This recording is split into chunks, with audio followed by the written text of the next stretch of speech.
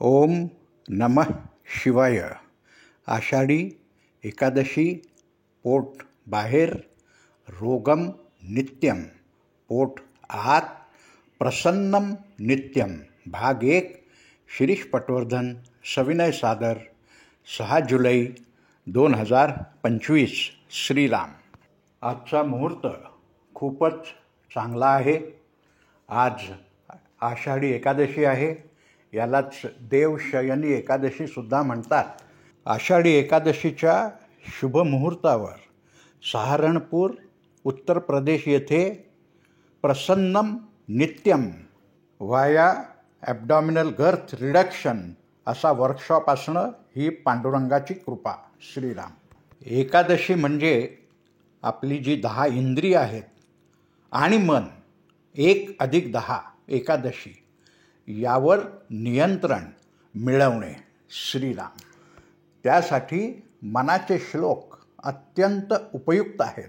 म्हणून ह्या भागामध्ये आपण श्लोक नंबर 7व्या श्लोकापासून सुरू करू आणि टप्प्याटप्प्याने 17 श्लोकापर्यंत याचा अभ्यास करू.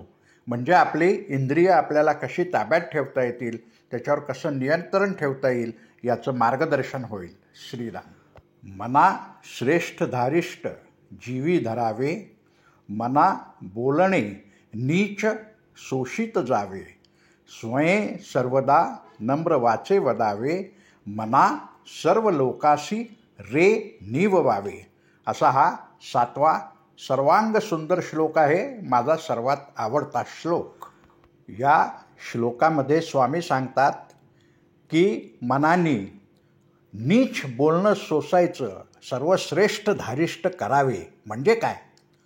तर पहिल्यांदा स्वसंवाद साधून स्वतःला आहे तसं स्वीकार करणे हे महत्त्वाचं आहे. बरेचदा लोक म्हणतात, अरे मी असा कसा झालो, असं केलं असतं, तसं केलं असतं.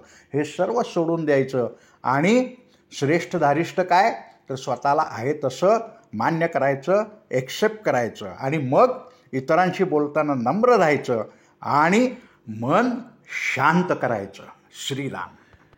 एकादशीला उपवास करतात. उपवास म्हणजे देवाजवळ बसणे. देवाजवळ बसणे म्हणजे नेमकं काय?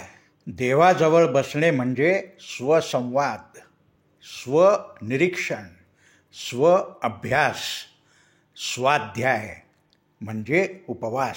श्रीराम. आणि शेवटी नेहमीप्रमाणे नाहम करता हरि करता, हरि करता ही केवलम. हरिओम तत्सत. ईश्वर अर्पणम अस्तु. श्रीराम.